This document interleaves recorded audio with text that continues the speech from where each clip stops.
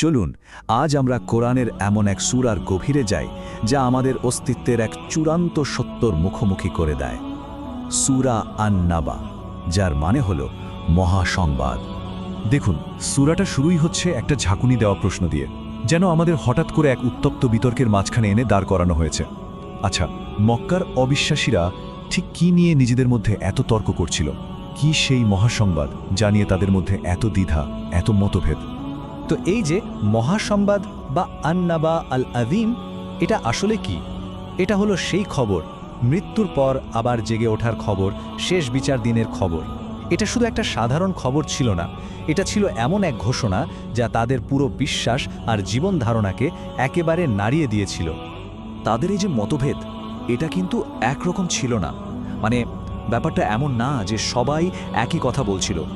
কেউ কেউ তো সরাসরি বলে দিত পুনরুত্থান অসম্ভব, যেন এটা কোনো রূপকথার গল্প। আবার কেউ হয়তো নিশ্চিত ছিল না, তাদের মনে ছিল কেবলই সন্দেহ আর সংশয়।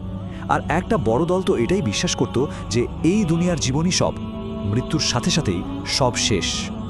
আর তাদের এই সব অবিশ্বাস, সব বিতর্কের জবাবে আসছে এক চূড়ান্ত, এক কঠোর ঐশ্বরিক ঘোষণা। এই আয়াতটা দুবার বলার কারণ হলো এর উপর জোর দেওয়া। এর মাধ্যমে পরিষ্কার করে দেওয়া হচ্ছে তাদের এই এনকারের একটা ভয়াবহ পরিণতি আছে। আর সেদিন তারা ঠিকই সবকিছু জানবে, কিন্তু তখন আর কিছুই করার থাকবে না। এখন কথা হলো, এই মহাসংবাদকে প্রমাণ করা হবে কিভাবে? এখানে আল্লাহ তাআলা তাদের যুক্তিকে তাদের দিকেই ঘুরিয়ে দিচ্ছেন। তিনি আমাদের চারপাশে ছড়িয়ে থাকা তার অসীম ক্ষমতার কিছু নিদর্শনের দিকে তাকাতে বলছেন।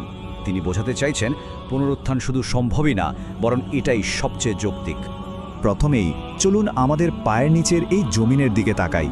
আল্লাহ বলছেন তিনি এই পৃথিবীকে আমাদের জন্য একটা আরামের বিছানার মতো করে বানিয়েছেন। একবার ভেবে দেখুন তো, এই যে আমরা নিশ্চিন্তে চলাফেরা করছি, ঘরবাড়ি বানাচ্ছি, শান্তিতে ঘুমাচ্ছি, এই স্থির পৃথিবীটা কি এমনি এমনি হয়ে গেছে? না, এটা এক বিশাল পরিকল্পনা। আর ওই যে বিশাল বিশাল পাহাড়গুলো আমরা দেখি, এগুলোকে শুধু সৌন্দর্যের প্রতীক ভাবলে কিন্তু ভুল হবে। এগুলোকে বানানো হয়েছে পেরেকের মতো করে। ঠিক যেমন একটা পেরেক কাঠকে শক্ত করে ধরে রাখে, তেমনি এই পাহাড়গুলো পৃথিবীর ভূত্বককে স্থিতিশীল রাখে, যেন এটা সবসময় কাঁপতে না থাকে। এরপর আল্লাহ আমাদের নিজেদের সৃষ্টির দিকেই মনোযোগ দিতে বলছেন। তিনি আমাদের জোড়ায় জোড়ায় সৃষ্টি করেছেন। এর মানে শুধু পুরুষ আর নারী নয়, এর মধ্যে আমাদের নিজেদের ভেতরের বৈচিত্র্যও পড়ে। কেউ সুন্দর, কেউ হয়তো তেমন না, কেউ লম্বা, কেউ খাটো। আমাদের গায়ের রং আলাদা, আমাদের ভাষা আলাদা, সবই তারই সৃষ্টি। একবার আমাদের দৈনন্দিন জীবনের এই চক্রটার কথা ভাবুন তো, কতটা নিখুঁতভাবে সাজানো। ঘুমকে বানানো হয়েছে আমাদের সমস্ত ক্লান্তি দূর করে দেওয়ার জন্য। রাতটা যেন একটা চাদরের মতো সবকিছু ঢেকে দিয়ে আমাদের বিশ্রামের সুযোগ করে দেয়। আর দিনকে বানানো হয়েছে জীবিকা অর্জনের জন্য। কি অসাধারণ এক ভারসাম্য! এবার একটু ওপরের দিকে তাকানো যাক। আমাদের মাথার ওপরে রয়েছে এক বিশাল মজবুত 7 আসমান, যা কোনো পিলার ছাড়াই দাঁড়িয়ে আছে। আর তার মধ্যে জ্বলজ্বল করছে এক প্রদীপ, মানে সূর্য, যা আমাদের আলো দেয়, উত্তাপ দেয়। এই সূর্য না থাকলে পৃথিবীতে কোনো প্রাণের অস্তিত্বই থাকতো না। এরপর আসছে পানির গল্প, যা আসলে জীবনেরই গল্প। আল্লাহ মেঘ থেকে অঝোর ধারায় পানি পাঠান, আর সেই পানি পেয়েই মৃত মাটি আবার জিন্দা হয়ে ওঠে। সেখান থেকে জন্মায় শস্য, নানা রকম গাছপালা, আর তৈরি হয় ঘন সবুজ বাগান। আচ্ছা, মৃত মাটি থেকে জীবনের এই যে চক্র, এটাকে আমাদের অন্য কিছুর কথা মনে করিয়ে দেয় না? এত কিছু দেখার পর, এত কিছু জানার পর একটা খুব সহজ আর যৌক্তিক প্রশ্ন চলে আসে, যে মহান স্রষ্টা কোনো কিছু ছাড়া প্রথমবারই এই সুবিশাল মহাবিশ্ব, এই পৃথিবী, আকাশ, পাহাড় আর জীবনের এত জটিল চক্র তৈরি করতে পারেন, তার পক্ষে কি একজন মানুষকে মৃত্যুর পর আবার জীবন দেওয়া কোনো কঠিন কাজ হতে পারে? সৃষ্টি জগতের এই সমস্ত নিদর্শন আমাদেরকে একটা অনিবার্য সত্যের দিকেই নিয়ে যাচ্ছে। আর সেটা হলো সেই দিন, যেদিন সমস্ত তর্ক বিতর্কের শেষ হবে, যেদিন সেই মহাসংবাদ বাস্তবে পরিণত হবে। এই দিনটার একটা বিশেষ নাম আছে, ইয়াউমুল ফাসল, মানে ফয়সালার দিন। এটা এমন একটা নির্দিষ্ট সময় যা 1 সেকেন্ড আগেও হবে না, পরেও হবে না। সেদিন সত্য আর মিথ্যাকে চিরদিনের জন্য আলাদা করে দেওয়া হবে। সেই দিনের শুরুটা হবে মহাবিশ্বের সব কিছু ওলটপালট হয়ে যাওয়ার মধ্য দিয়ে।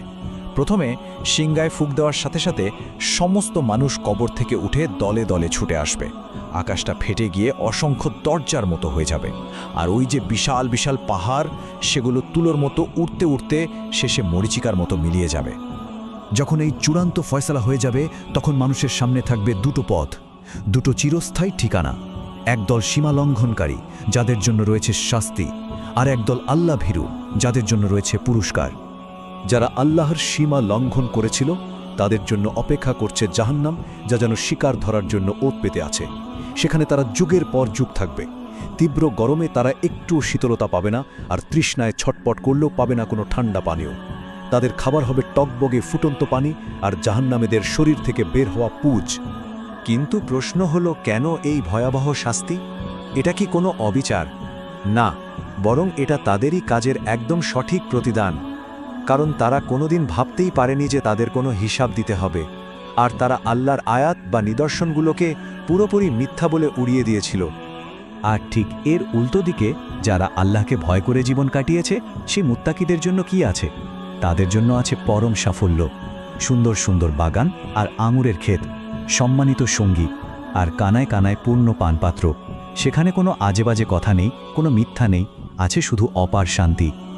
এবার আমরা সেই দিনের একেবারে চূড়ান্ত মুহূর্তের একটা দৃশ্যে চলে যাচ্ছি, যেখানে আল্লাহর পরম ক্ষমতা আর কর্তৃত্ব এমনভাবে প্রকাশ পাবে যা মানুষ কোনোদিন কল্পনাও করতে পারেনি। একবার কল্পনা করার চেষ্টা করুন সেই দৃশ্যটা। সেদিন রূহ অর্থাৎ জিব্রাইল আলাইসাল্লাম এবং সমস্ত ফেরেশতারা সারিবদ্ধভাবে দাঁড়িয়ে থাকবে। আল্লাহর মহিমার সামনে সবাই এতটাই নতজানু হয়ে থাকবে যে কারো মুখ দিয়ে একটা শব্দও বেরোবে না। একমাত্র সেই কথা বলতে পারবে যাকে পরম করুণাময় অনুমতি দেবেন। এই ভয়ঙ্কর চিত্রটা দেখানোর পর আল্লাহ কিন্তু আমাদের জন্য একটা সুযোগের দরজা খুলে দিচ্ছেন। তিনি বলছেন, সেটিই সত্য দিন। তাই যার ইচ্ছা সে যেন এখনও তার রবের দিকে ফিরে আসার পথটা ধরে, কারণ সেই দিন চলে আসার পর আর কোনো সুযোগ থাকবে না। সূরাটা শেষ হচ্ছে একটা শেষ এবং খুব গম্ভীর একটা সতর্ক বার্তা দিয়ে। আল্লাহ বলছেন, তিনি আমাদের এক আসন্ন বা খুব কাছের আযাব সম্পর্কে সতর্ক করে দিচ্ছেন। সেই দিন, যেদিন প্রত্যেকটা মানুষ তার নিজের হাতে পাঠানোর সমস্ত ভালো মন্দ কাজ চোখের সামনে দেখতে পাবে। আর ঠিক সেই মুহূর্তে যখন সব চোখের সামনে স্পষ্ট হয়ে যাবে, তখন কাফের ব্যক্তি এক তীব্র আফসোস আর হাহাকার করে উঠবে। সে চিৎকার করে বলবে, হায়, আমি যদি মানুষ না হয়ে শুধুই মাটি হয়ে যেতাম, তাহলে হয়তো এই ভয়াবহ পরিণতি থেকে বেঁচে যেতাম। এই একটা আর্তনাদি যেন মহাসংবাদের সমস্ত গভীরতা আমাদের সামনে তুলে ধরে, আর আমাদের একা রেখে যায় এক গভীর ভাবনার জগতে।